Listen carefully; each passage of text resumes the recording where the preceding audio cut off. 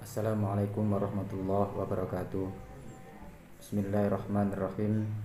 Alhamdulillahirabbil alamin. Assalatu wassalamu ala sayyidina Muhammadin sayyidil mursalin wa ala alihi washabihi ajmain. Qala al-muallif rahimahullahu ta'ala wa nafa'ana bi wa bi ulumihi wa maddana bi asrarihi wa anta alaina bi barakatihi amin. Ayyuhat tulabah nabda liqa'ana hadza bi qira'ati al-basmalah. Bismillahirrahmanirrahim. Bahasna bil ams fi as-safha ar-rabi'ah al-hadis an Abi Umamah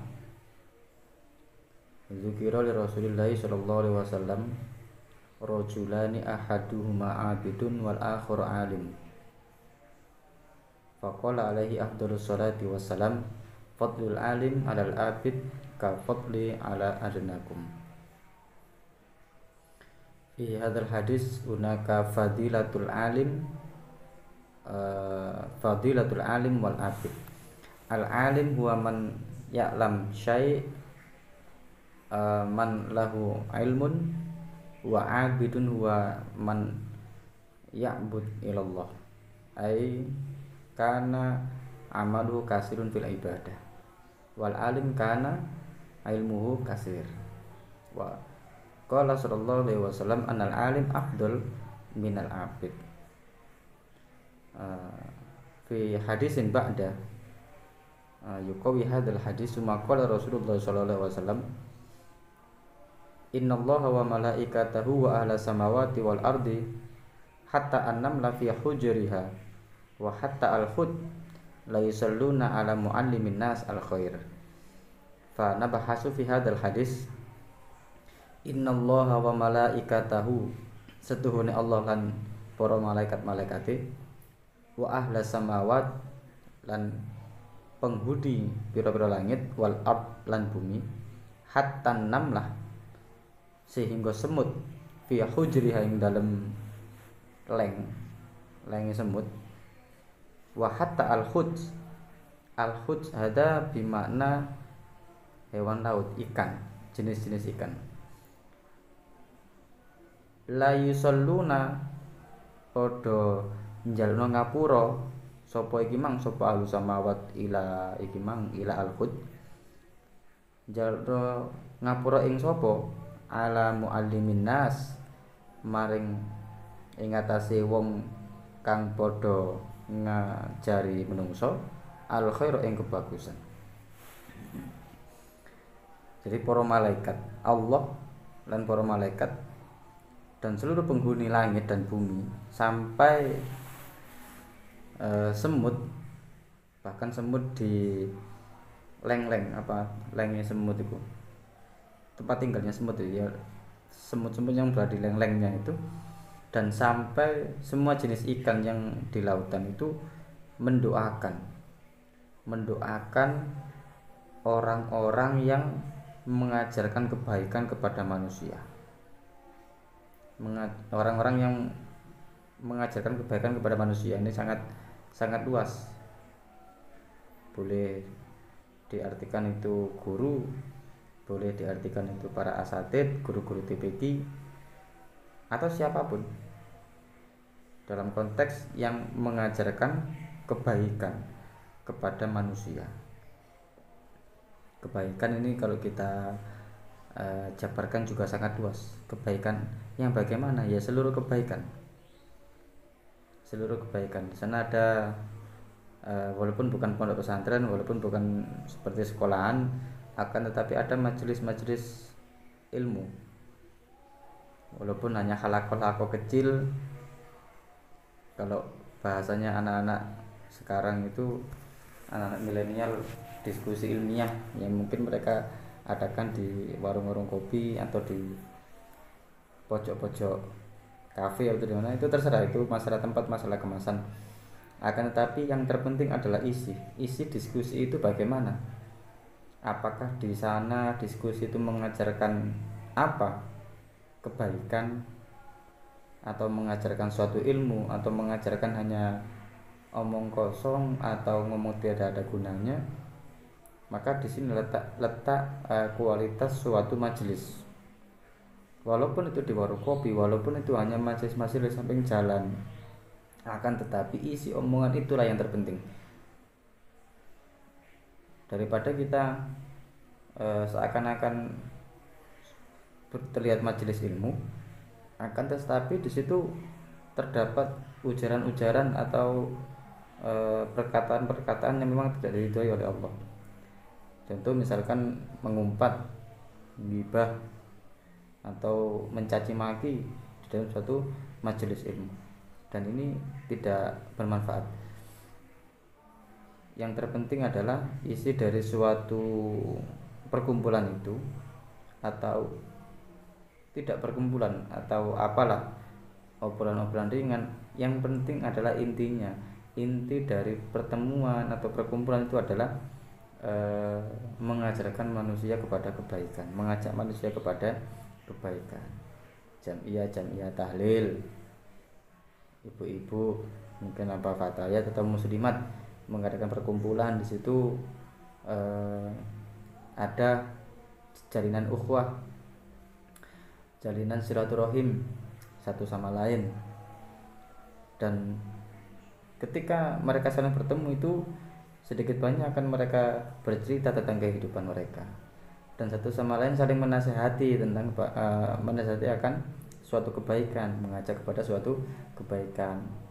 Mungkin ada tingkah yang kurang pas atau mencerita yang curhatan mereka yang pada teman-temannya, mungkin ada yang perlu ada masukan yang baik, maka dikasih tahu, diajarkan yang baik.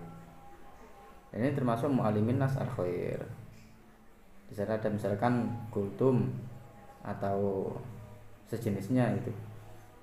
Yang pada intinya kita kembali ke ini tadi. La yusalluna ala mu'allimi annas al khair. Iki asli ini mu'allimina, berhubung ada harfi jar, jadi mu'allimi harfin nun fi akhiri. Ini dibahas di ilmu nahwu nanti. Kalau dibahas di sini terlalu panjang. Taib nastamir ila hadisin ba'da. Wa qala lan dawuh sapa sallallahu alaihi wasallam, ma'ubida ora den sembah sapa Allah bisa kelawan siji-siji afdhala kang luwe utama min fikhin timbang fikih fi dinin dalam agama, wala faqihun lan utawi wong kang ngerti fikih, wahidun kang siji iku asyaddu ala syaiton, luweh abot mungguhe setan, luweh abot saking apa, min alfi abidin saking 1000 wong kang ahli ibadah. Wa likulli syai'in lan iku tetep keduwe saben-saben suwiji-wiji imadun utawi cagak, wa imadu hadzadin lan utawi cagake agama iki ya iku al fiqhu, ilmu fiqh. Nah iki ma ubidallahu bi syai'in afdala min fiqhin fi dinin wala faqihun wahid asyaddu ala syaitan min alfi abidin wa likulli syai'in imadun wa imadu hadzadin al fiqh. Ini sangat pentingnya ilmu fikih, karena sebagai kalau di dalam suatu tatanan pemerintahan ini adalah undang-undang. Kita jangan terlalu tinggi memahami satu negara atau konstitusi. Organisasi kelas yang kecil saja, lingkup ruangan kelas itu perlu ada peraturan kedisiplinan, yang mana dari peraturan ini yang akan mengatur penghuni kelas, bagaimana tata tertib, terus kedisiplinan, jadwal piket dan lain sebagainya, supaya kelas ini tertata, terkondisikan. Seperti halnya jadwal pelajaran itu kan juga termasuk diatur dalam peraturan-peraturan sekolah. Jadi peraturan. Nah, di agama kita itu peraturan yang mengatur pelaksanaan agama, pelaksanaan ibadah itu adalah ilmu fikih. Di situ ada hukum-hukum, tata cara pelaksanaan syariat, supaya di dalam pelaksanaan syariat ini tidak sembarangan, ada aturannya. Kita berkendara saja kan supaya tertib, ada lampu merah, ada rambu-rambu. Di situ ada syarat wajib pengguna kendaraan bermotor, ada SIM, helm, dan lain sebagainya. Itu ada aturan, dan semua yang ada di agama kita itu diatur dalam ilmu fikih. Nanti beda lagi dengan tasawuf, itu beda lagi, yang ada kaitannya antara fikih dan tasawuf dalam beberapa hal. Itu nanti kita diskusikan di momen yang lain. Jadi faqih itu orang yang memang mengerti fikih. Dan di sini diterangkan wala faqihun wahid asyaddu ala syaitan min alfi abid. Bagi setan menggoda atau menyesatkan wong sing faqih, dalam arti wong sing alim iki mang, itu lebih susah, lebih sulit bagi setan daripada harus menyesatkan 1000 orang yang ahli ibadah. Maksudnya apa? 1000 orang yang ahli ibadah yang tidak memiliki ilmu, yang tidak didasari oleh ilmu. Sebagaimana yang kita ketahui, misalkan orang itu ahli ibadah, abid itu ahli ibadah, orang yang beribadah abid.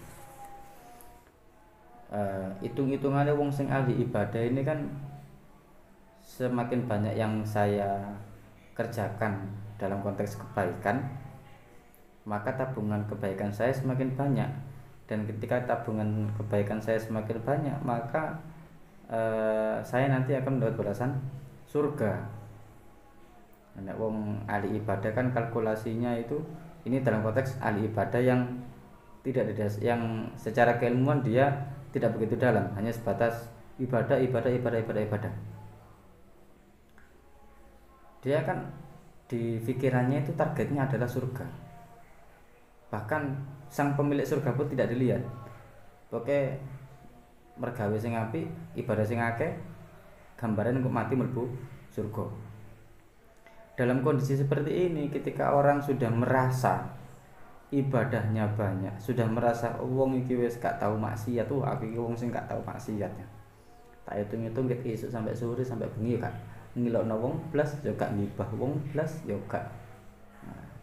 Yo gak ngilokno wong gak, tidak berbuat maksiat sama sekali. Muncul di dalam hatinya itu rasa ujub. Berarti aku iki wong sing apik. Nah, seperti itu. Maka setan sangat gampang menggelincirkan orang yang semacam ini. Karena kalau kita dulu pernah melihat ceritanya Barseso, itu kan kurang ahli ibadah apa. Bahkan iblis pun menggoda dia tidak bisa. Akan tapi ketika iblis berpura-pura menjadi orang yang ahli ibadah, menyerupai mendo-mendo wong sing ahli ibadah, yang mana ibadah iku ngalah-ngalahno Barseso. Nah, si Barseso kan akhirnya itu tertarik dan kepingin seperti orang itu. Pada singkat cerita, tergelincirlah dia, masuklah perangkapnya iblis. Dan pada akhirnya sulh khotimah. Itu ceritanya panjang, ada sendiri ceritanya. Kapan-kapan kita ceritakan. Itu wong sing ahli ibadah tapi tidak didasari oleh ilmu hati, ilmu maqamat wal ahwal, itu nanti tasawuf. Ya sedikit banyak kita harus bisa menata itu supaya targetnya gak numpuk ganjaran. Nek wis numpuk ganjaran, nek atine gak kuat, nek secara keilmuan gak kuat, maksudnya keilmuan tentang uluhiyah, ketuhanan itu gak kuat, ya yang ada pikirannya hanya kayak pedagang itu, untung rugi. Tidak. Karena pedagang yang baik itu kan yang diutamakan tidak hanya keuntungan tapi kepuasan pelanggan. dari kepuasan pelanggan itu kan muncul kalimat-kalimat yang positif dari para pelanggan, dan kalimat-kalimat yang positif ini akan mendatangkan suatu hal yang positif juga, dan akan mendatangkan keberkahan kepada si penjual. Nah, wong sing ibadah pun juga sama, yang dikejar nek iso ya ojo kur pahala tok, tapi yang diniatkan dalam ibadah adalah mencari ridho Allah. Bahkan segala amal ibadah kita, amal perbuatan kita sehari semalam itu kita arahkan, kita niatkan lillahi ta'ala. Bahkan mandi pun yang sekiranya itu seakan-akan bukan ibadah, tapi kalau kita niatkan ibadah akan jadi ibadah. Nawaitul huzla lillahi ta'ala. Innallaha jamilun yuhibbul jamal. Pangeran ku seneng sing indah-indah. Wah, aku resik-resik badan ini kan untuk keindahan. Aku karena kepingin disenengi Allah, aku tak ngresiki awak. Makan ya begitu, diniatno amaliyah makan ini lillahi ta'ala. Aku tak mangan cekne kuat ibadah. Sisiran, pakai wangi-wangi itu juga sama. Kita arahkan seluruh aktivitas kita dari melek sampai merem lagi itu lillahi ta'ala. Bahkan tidur ya sama. Aku tak niat njaga kesehatan, krono awak kabeh iki titipane pangeran. Nek aku dititipi pangeran awak ya tak jogo sing temen, cene sing nitipi iki seneng. Nah, kita niatkan itu. Kita niatkan seluruh aktivitas kita itu hanya untuk apa ya, peribahasan caper, tapi caper kita itu kepada Allah. Seneng, aku kepingin nyenengno pangeran dengan cara saya membuat orang lain itu senang kepada saya. Dan niatnya ibadah. Hal kecil apapun yang menurut orang awam itu seakan tidak bernilai ibadah, tapi kalau kita niatkan itu ibadah, insya Allah akan bernilai ibadah. Nah, itulah bedanya orang yang alim dengan orang yang abid. Wong abid itu kalkulasinya hanya ibadah secara dohir, ibadah secara hitungan matematika. Kudu nggawe sarung nang masjid, ngaji, nggawa tasbih. Iku ibadah. Numpuk ibadah. Dihitung-hitung dhewe, diangen-angen dhewe, direka-reka dhewe, koyo-koyo ibadahnya akeh. Akan tetapi bagi setan itu sangat gampang untuk menggelincirkan, menghapus sekian banyak pahala. Ibadah itu sangat mudah bagi setan dengan cara tadi, menggelincirkan hatinya, menggelincirkan pikirannya. Iki nek wong alim, dia akan tahu wah iki perangkap. Wong ibadah itu hakun lillah. Kita bisa beribadah itu ya karena kesempatan yang diberikan oleh Allah, kesehatan yang Allah berikan, bukan karena semata-mata kita sendiri bisa ibadah terus bertumpuk-tumpuk wis engko oleh surga. Bukan itu. Jadi tujuan kita ibadah itu adalah liridho illah. Seperti itu. Wa fi hadisin ba'da wa qala sallallahu alaihi wasallam idza marartum, nalikane nglewati sapa sira kabeh biryadil jannah, kelawan taman-tamane surga, farta'u mongko becik ngenak-ngenakno sira, ngenak-ngenakno sapa sira kabeh. Qalu matur sapa para sahabat, ya Rasulullah, wahai Kanjeng Nabi, wahai Rasulullah, wa mariyadul jannah, napa niku riyadul jannah, taman-tamane surga. Kala mongko dawuh sapa Rasulullah, majalisul ilmi, utawi iku pira-pira majelis ilmu. Nabi Muhammad itu sanjang nek awakmu nglewati majelis ilmu ya nikmatono nang kono. Krana apa? Krana majelis ilmu itu adalah termasuk taman-taman surga. Di hadis yang nanti akan kita pelajari itu.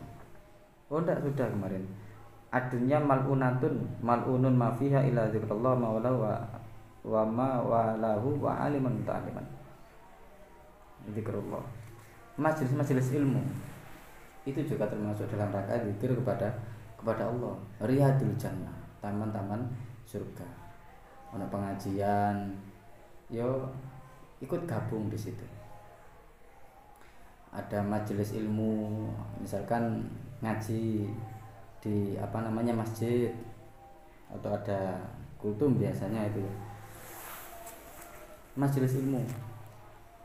Kalau di kampus mungkin teman-teman yang kuliah itu ada halaqah keilmuan, itu juga bisa dikatakan majelis ilmu. Ilmu itu sangat luas.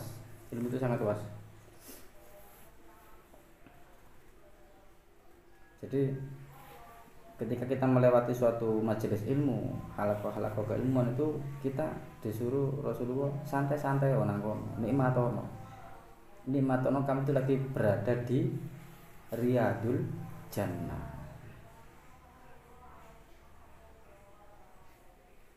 Jadi itu majelis ilmu yang ada itu ini tidak terbatas oleh tempat dan waktu majelis ilmu, halaqah atau kayak pengajian, itu bisa dikatakan majelis ilmu. Dan terkadang begini, ini agak di luar konteks. Ketika orang itu mungkin ya krono ngerasa awake itu akeh dosane, kok nek ndonga nang pangeran ku krono akeh dosa, akhirnya doa itu mendal dan tidak sampai ke sana.